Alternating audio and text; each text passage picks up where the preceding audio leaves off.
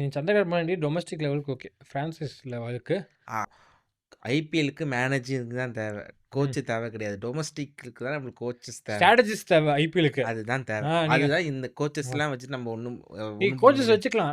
ஐ மீன் நீங்க இந்த மாதிரி டொமஸ்டிக்லேருந்து வர பிளேயர்ஸ்க்கு பர்சனலா கோச் சின்ன சின்ன வச்சுக்கலாம். ஐ மீன் ஆ. இப்போ ஃபாரின் இப்போ பெரிய பெரிய இன்டர்நேஷனல் பிளேயர்ஸ்க்குலாம் நீங்க போய் கோச் பண்ணி ஒண்ணும் யாரு கேட்பா?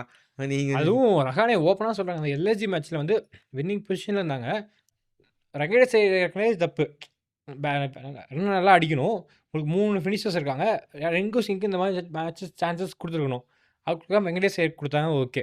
வெங்கடேஷ் ஐயர் அவுட் ஆனதுக்கப்புறம் சரி அடுத்து ரசல்லா, ரிங்கு சிங் பார்த்தா ரகுவன்சி 12 ஓவர்ல 250 சேஸ் பண்ணணும். 3 டெட்லி ஃபினிஷர்ஸ் வச்சுட்டு ரகுவன்சி இறக்குனீங்கன்னா, இது வந்து எவ்வளோ முட்டாள்தனமான விஷயம். ரஹானே வந்து எனக்கு அதுக்கு சம்மந்தமே இல்ல. எதுக்கு அவங்க இறக்குனாங்கன்னு எனக்கே தெரியல.